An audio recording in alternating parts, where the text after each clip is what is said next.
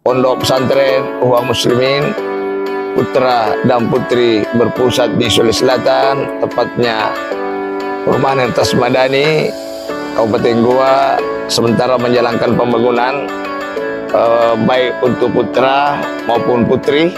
Ini dipersiapkan untuk 4 lantai yang kira-kira membutuhkan biaya sekitar 1 miliar lebih. Nah, di tempat ini juga akan ada pembangunan masjid 4 lantai khusus untuk putra, khusus untuk putri, khusus juga untuk mahasiswa. Dan di sini ada lapangan-lapangan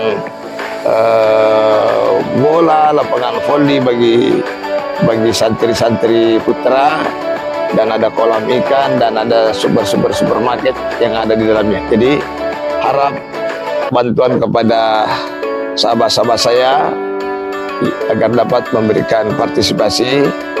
Semoga pondok ini bisa berjalan dengan baik pembangunan fisik maupun pembangunan material. Nah, oleh sebab itu, bagi sahabat-sahabat saya, para simpatisan, mudah-mudahan bisa menyalurkan sebagian rezekinya di Yayasan Ikhwan Muslimin, yaitu BSI rekening 105-466-5225 atau konfirmasi admin 081-9372-91207.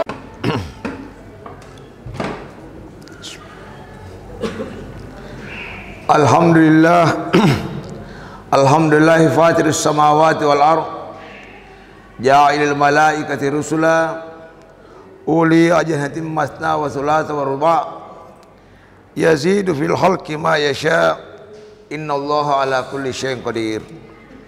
Asyhadu an la ilaha illallah wahdahu la syarika lah wa asyhadu anna Muhammadan abduhu wa rasuluh. Allahumma salli ala Muhammad wa ala alihi wa sahbihi ajmain, amma ba'd. Ibadallah, usikum wa iyaya bitaqwallah faqad fazal muttaqun. A'udzu billahi minasyaitonir rajim. Bismillahirrahmanirrahim. Afaman zuyyina lahu su'u 'amalihi fara'ahu hasana fa innallaha yudillu ma yasha wa yahdi man yasha ila akhiril ayah. Shadaqallahul azim. Jamaah yang insyaallah dirahmati Allah Subhanahu wa taala, alhamdulillah. Pada hari ini mari kita bersyukur, kita masih ditakdirkan Allah hidup pada hari ini. Semoga sisa-sisa umur kita digerakkan oleh Allah untuk senantiasa tunduk kepadanya dan senantiasa mensyukuri segala pemberiannya.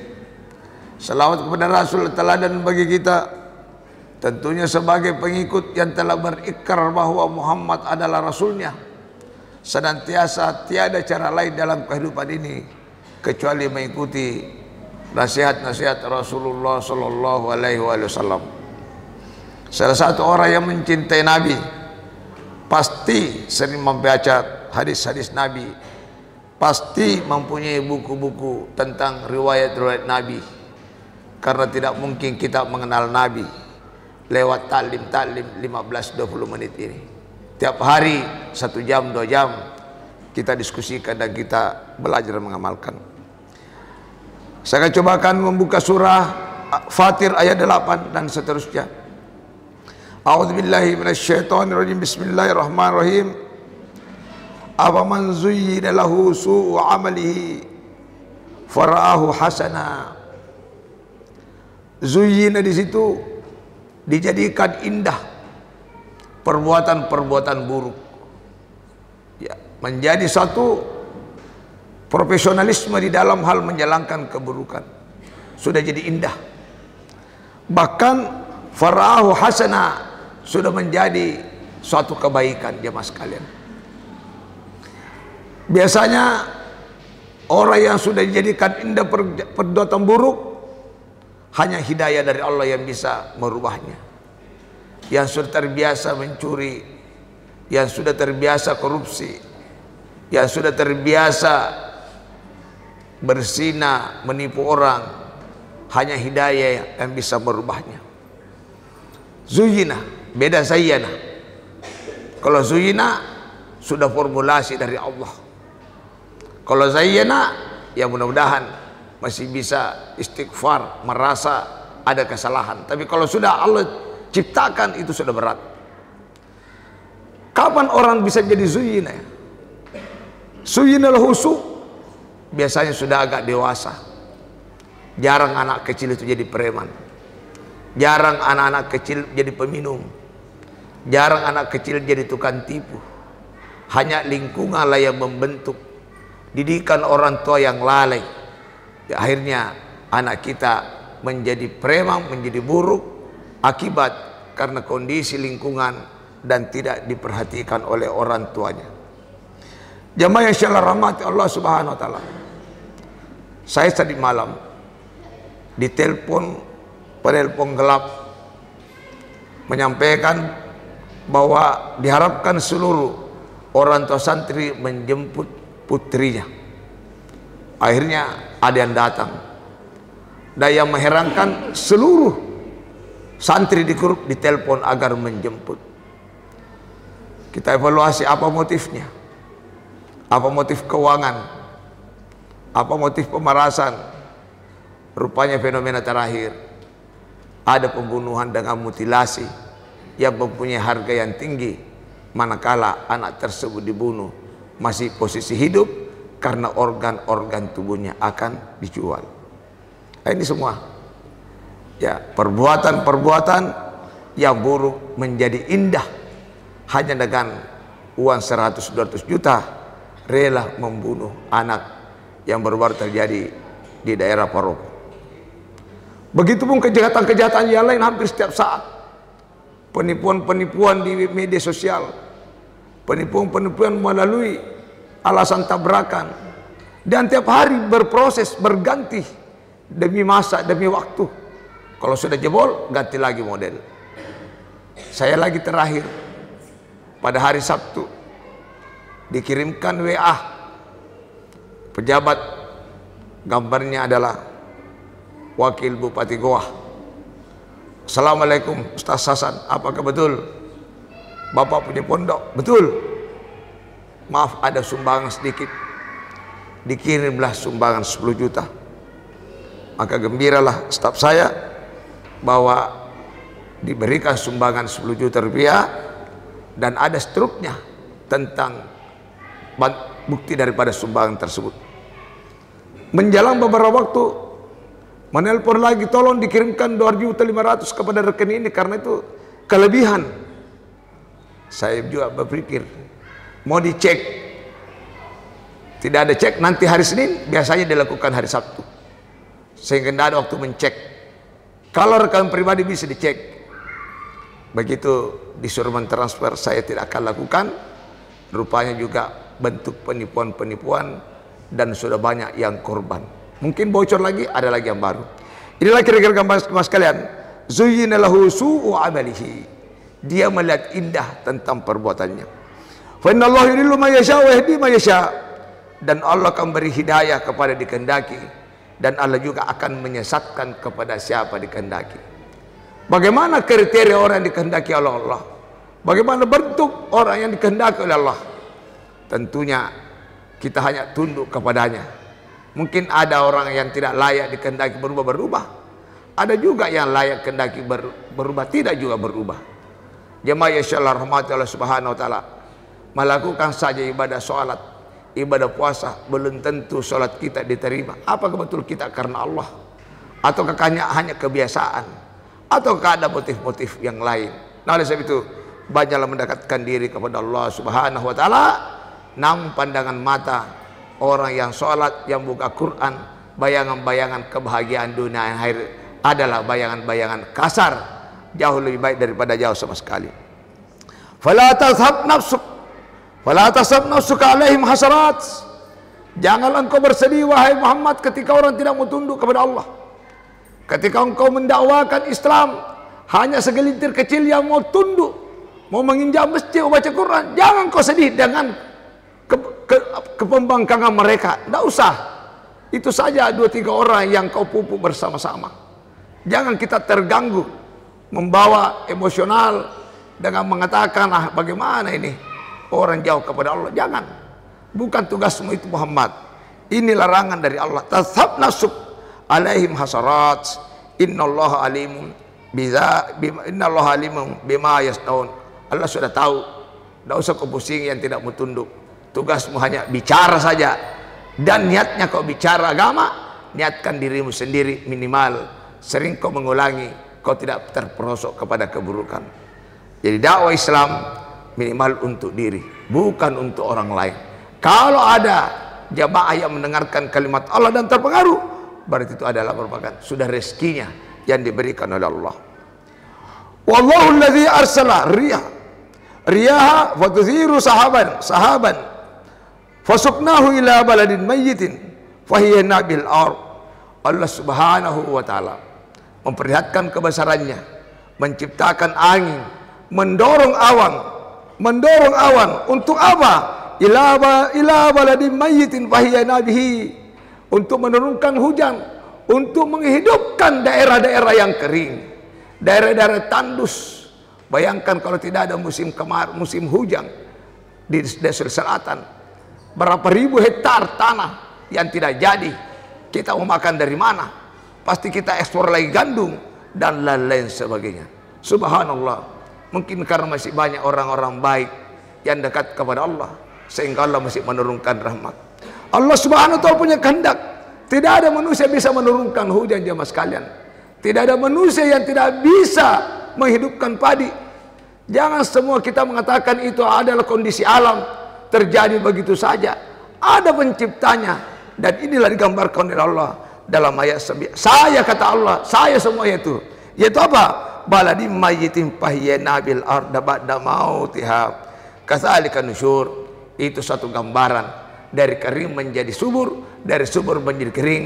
Itulah gambaran akan ada suatu kebangkitan ke depan. Selanjutnya, man kana yuridul izzah falillahil izzatu jami'a. Barang siapa menghendaki suatu kemuliaan, maka sesungguhnya falillahil izzatu jami'a. Semua itu kemuliaan milik Allah. Ya, Anda manusia tidak usah mencari kemuliaan. Ya, karena itu kemuliaan semua miliknya Allah. Toh memang kalau kita ada kemuliaan, ada satu kebaikan akhlak, ada satu pribadi yang bagus, itu juga pemberian Allah. Bukan kau punya kehendak. Kalau Allah berkehendak, mudah bagi Allah. Tapi kalau Allah tidak berkehendak, kau membangkang, tidak peduli dengan rumahnya, tidak peduli dengan Qur'annya, tidak ada yang bisa menghalangi Allah kalau ingin dihinakan. Sekalipun kau format dirimu dengan kemewahan, dengan harta benda, dengan lobi jabatan, kalau Allah menghinakan engkau pasti akan dicari terburuk. Baik tetanggamu, baik keluargamu, baik teman-temanmu.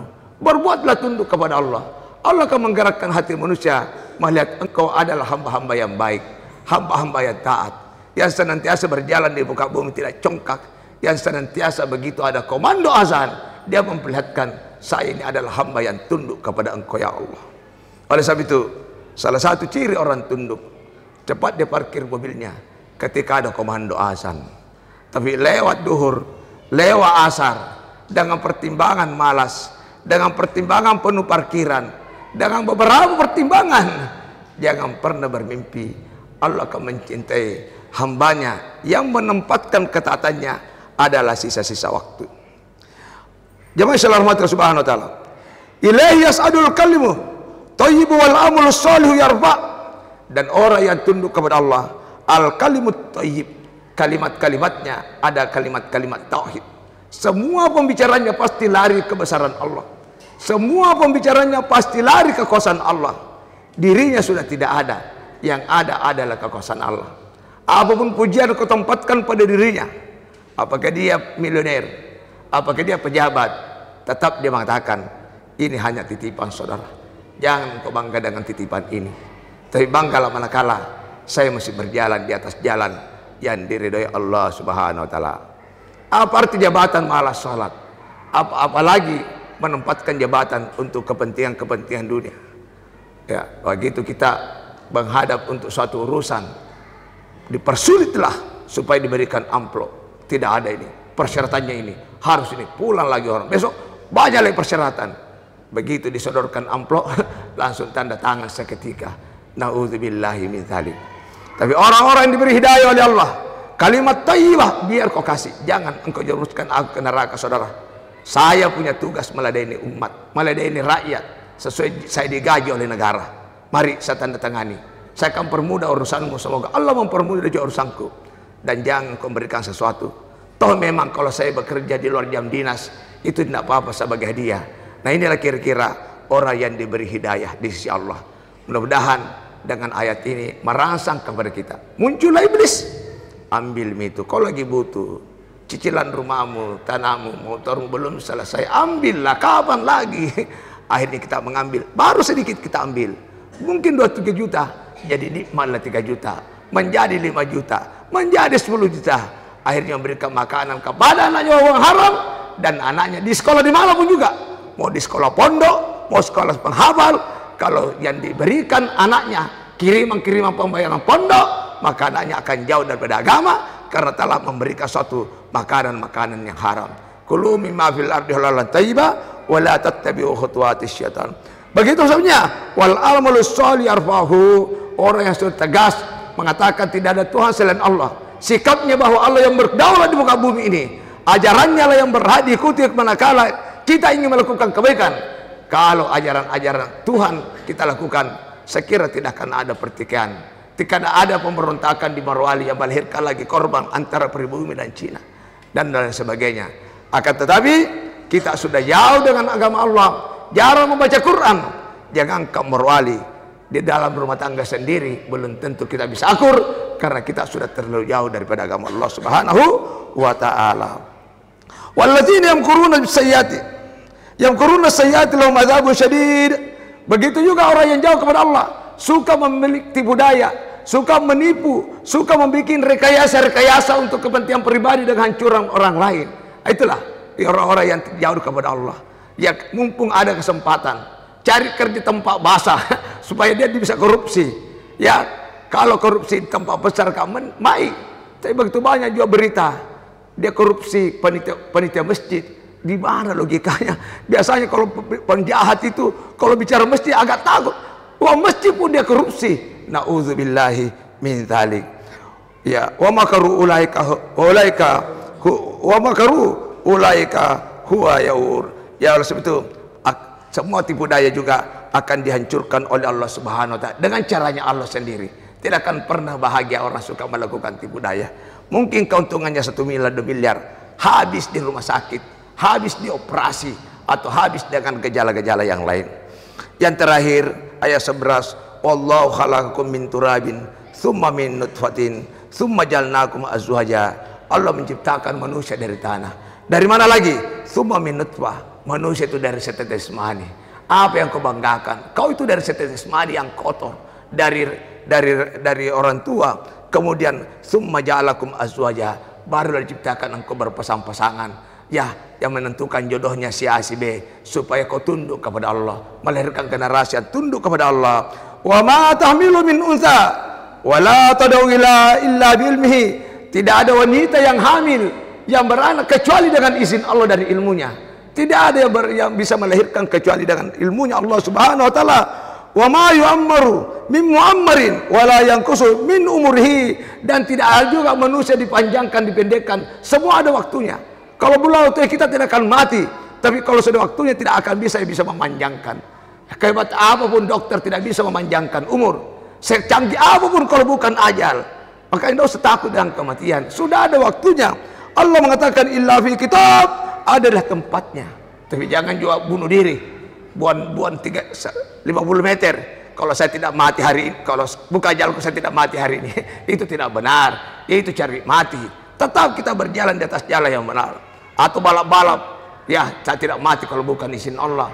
Itu namanya kita mencari kematian. Lain ceritanya itu. Oleh sebab itu, orang yang mati dan buka waktunya semacam bunuh diri, semakan makan racun, minum racun, dengan pertimbangan tidak bisa lagi membebani tentang masalah dunia, akhirnya dia ambil jalan pendek. Dia kira itu sudah selesai masalah, padahal orang yang bunuh diri adalah orang yang tergantung rohaninya, tergantung tidak diterima langit dan bumi, karena dia telah mendahului Allah Subhanahu wa taala. Semoga 4 ayat ini merupakan referensi buat kita semua sebelum kita masuk zuyina, sebelum kita melihat baik yang buruk, dan semoga kita betul-betul diangkat derajatnya oleh Allah. Tidak usah cari rekayasa. Bukan pondok yang menentukan derajat, bukan tempat sekolah yang menentukan derajat, bukan lembaga yang menentukan derajat, tapi akhlak yang mulia. Dimanapun kita berada, pasti akan membicarakan bahan pembicaraan kepada publik. Subhanallah orang ini, subhanallah wa subhanallah, dia dimuliakan oleh manusia. Kenapa? Karena akhlaknya mengikuti Allah subhanahu wa ta'ala. Semua manusia punya potensi melakukan kebaikan, apakah dia bekerja dan tidak, karena akhlaknya, kepribadiannya, ucapannya, tindakannya, pikiran-pikirannya, keputusan bagaimana memikirkan syiarnya agama tegak. Tetapi orang yang jauh kepada Allah, pikirannya, keputusannya hanya untuk dirinya sendiri dan anaknya saja, sehingga ketika meninggal paling tinggi 3 hari setelah dikubur tidak ada lagi yang mengenal namanya, karena waktu hidup sudah jauh daripada nilai agama. Akan tetapi orang yang dekat kepada Allah bahkan mengorbankan dirinya demi syiarnya Islam, apa harapannya? Mudah-mudahan dikubur nanti 1 abad 2 abad seperti para sahabat Nabi, seperti Imam Ali, Abu Bakar, ulama-ulama besar, Pangeran Diponegoro, Pangeran Ditiro, dan seterusnya. Berabad-abad masih kita kenang. Dia mengorbankan waktunya semua dari Aceh datang menyebarkan Islam. Begitu banyak kita lihat kuburan, apa kata pahlawan, begitu banyak kuburan sekitar kita. Paling 1-2 orang yang menjadi kenang-kenangan. Kenapa? Karena dia mengambil posisi. Semua manusia punya kesempatan untuk itu. Mari, mudah-mudahan sebelum kita dipanggil oleh Allah, kita tidak masuk orang yang paling rugi, yang hanya menikmati fasilitas Allah, akhirnya kita ditipu oleh iblis. Barakallahu li wa lakum fil Qur'anil Karim wa nafa'ani wa iyyakum bima fihi minal ayati. Taqabbala minna minkum tilawatan innahu as-sami'ul alim.